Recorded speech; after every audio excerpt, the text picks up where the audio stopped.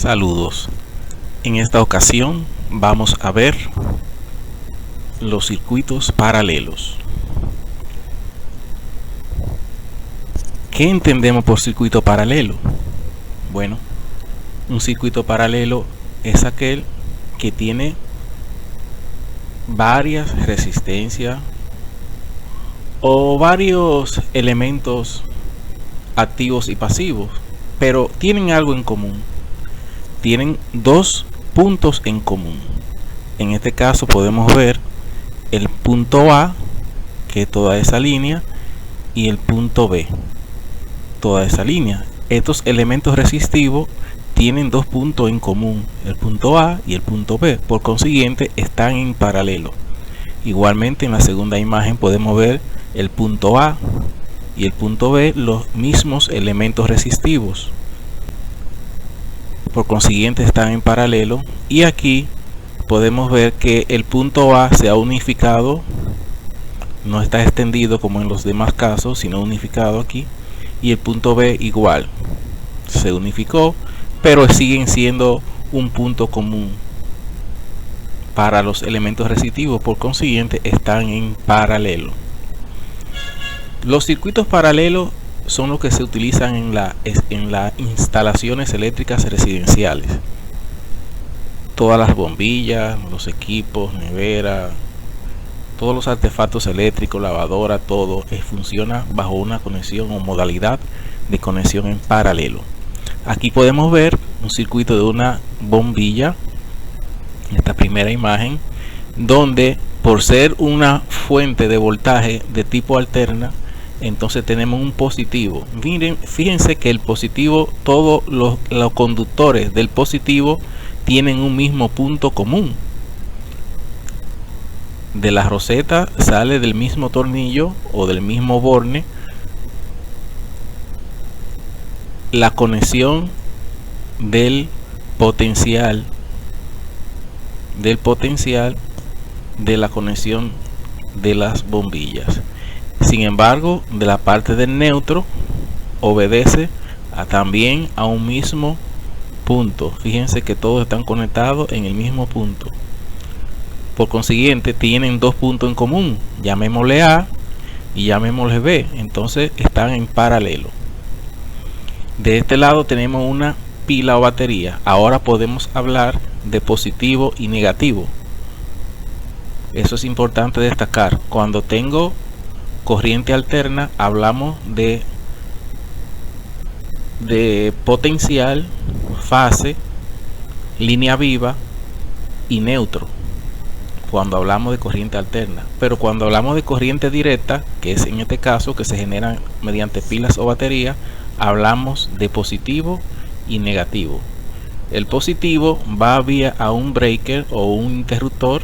Fíjense que todos después del breaker, de la salida de breaker, van a un mismo punto de las bombillas o de los receptáculos, van a un mismo punto. Entonces ese es el punto A. Y fíjense que el negativo, todos van al otro lado a un mismo punto de cada elemento o bombilla. Por consiguiente tienen dos puntos en común, el punto A y el punto B. Entonces están en paralelo. Los circuitos paralelos, entonces, como podemos ver en esta imagen, esta es una pila o una batería de 9 voltios. De menos a más, la corriente sale en esa dirección. Pueden ver este punto donde está conectado el resistor 1 o la resistencia 1, se llama nodo. El punto 2 es un nodo. Igual el punto 3, otro nodo. Aquí también tiene que haber otro nodo en el punto 4. ¿Qué resulta? Como ustedes pueden ver, 1, 2, 3 y 4, todo es un mismo punto. Igual que 8, 7, 6, 5 es un mismo punto.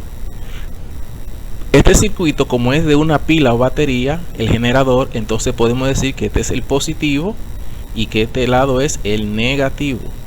Y todos los resistores o resistencias están conectados en paralelo. En este caso la resistencia 1 de 10 kilo ohmios, resistencia 2 de 2 kilo ohmios y resistencia 3 de 1 kilo ohmios. La corriente que sale de la fuente, de la pila o de la batería, la I total, se dirige hacia el nodo, pero cuando llega aquí a ese nodo, ella tiene que dividirse en los circuitos paralelos. Por eso tenemos a I en R1 o I1. Luego la corriente continúa por acá, parte de la corriente, porque ya una se dividió por aquí, sigue por acá y se divide aquí también en este nodo, y entonces tenemos a I en R2 o I2, y sigue la otra corriente que sería I en 3 o I en R3. Por aquí van a retornar, aquí se junta la I3 con la I2, y aquí viene y se junta la I3 con la I2 con la I1, y al final retorna la I total. Fíjense que la corriente que sale y va por todos los resistores es la misma que retorna. Las características de los circuitos paralelos, entonces tenemos la siguiente. Para un circuito paralelo podemos hablar que su resistencia es igual a la conductancia. Acuérdense que la conductancia es el inverso de la resistencia. G, la letra G es igual a 1 entre R. En este caso, la resistencia total sería 1 entre R total. En este circuito, por ejemplo, tenemos 3 resistencias. Entonces, la R total sería 1 entre R1 más 1 entre R2 más 1 entre R3 más 1 entre R a la N. En este caso podemos simplificarlo así para no tener la inversa. Decimos que R total entonces es igual a 1 entre la inversa de cada resistencia. Sería 1 entre la inversa de cada resistencia. Y es más fácil que trabajarlo así, porque a veces al final olvidamos sacarle la inversa al resultado de estas sumas. Entonces aquí pues ya es un poquito más claro. La primera característica entonces sería resistencia total, es igual a 1 entre la inversa de cada resistencia. El voltaje total, el voltaje de la fuente, sería igual a el voltaje en cada elemento. Es decir, el voltaje en R1 es igual al voltaje total. O sea que en R1 hay 9 voltios. En R2 hay 9 voltios y en R3 también hay 9 voltios. Eso es una característica muy importante de los circuitos paralelos. El voltaje total es igual en cada uno de los elementos que lo componen. La corriente, como ya pudimos ver en este circuito, le decía que sale una corriente pero se divide en cada elemento. Por consiguiente, la I total, al final vimos que se suman, van sumando cuando retornan. Entonces la I total en los circuitos paralelos es igual a la sumatoria de la corriente en que se divide en cada elemento. Tanto elemento como haya, tanta corriente habrán, asimismo se sumarán. Y la última característica es la potencia total, que es la única que es idéntica al circuito serie. La potencia total es igual a la sumatoria de potencia que se disipan en cada elemento. Los circuitos paralelos, por la característica de que el voltaje es igual en cada elemento, se denominan circuitos de fuerza. Estos circuitos, por ejemplo, aquí podemos ver, tenemos una E, que es voltaje o tensión. Hay autores que le denominan E, voltaje, en este caso tenemos E, de 12 voltios. Tenemos aquí en R1 un V1, o sea, el voltaje 1. Y en R2 tenemos un V2, el voltaje 2. Fíjense que el voltaje E o V total es igual a V1 igual a V2. Por eso se le denomina circuitos de fuerza, porque el voltaje que tiene cada elemento que compone el circuito es el mismo de la fuente. Si aquí hay un generador y aplica 120 voltios, pues habrá 120 voltios y 120 voltios. Si por el contrario son 240 voltios, pues R1 tendría 240 y R2 240 voltios. Aquí también ustedes pueden ver la característica de la corriente. La I total sale y por R1 pasaría I1 y por R2 pasaría I2. Okay. Existe una dualidad entonces entre un circuito serie y un circuito paralelo. Acuérdense que en el circuito serie decíamos que el voltaje se caía en cada elemento y la corriente era igual porque es la misma, o sea, la corriente que sale en este circuito serie es la misma. Sin embargo, en el paralelo, la dualidad es la siguiente: la I total no es la misma, sino que es la sumatoria.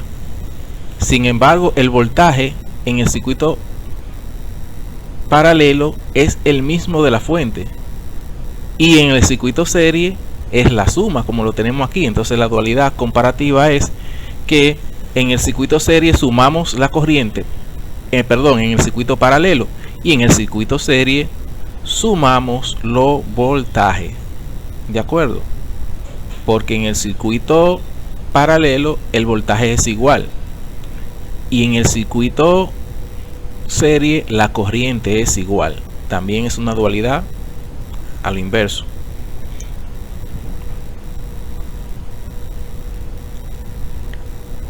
También otra característica ya mencionada, decía que la corriente se divide. Aquí podemos ver una fuente de corriente, como pueden ver.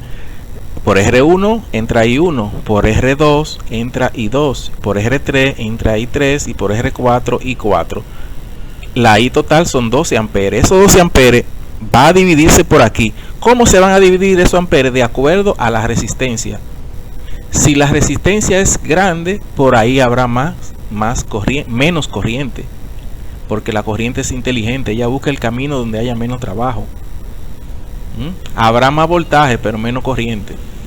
Entonces esa I total se va a dividir en diferentes formas, porque todas aquí son diferentes. Fíjense que estos son potencias, aunque esto es una resistencia, pero se le está dando el valor de la potencia al circuito. Entonces ese P1, P2, P3 y P4. Por cada elemento habrá una corriente diferente, pero al final regresa a lo mismo, 12 amperes de la fuente.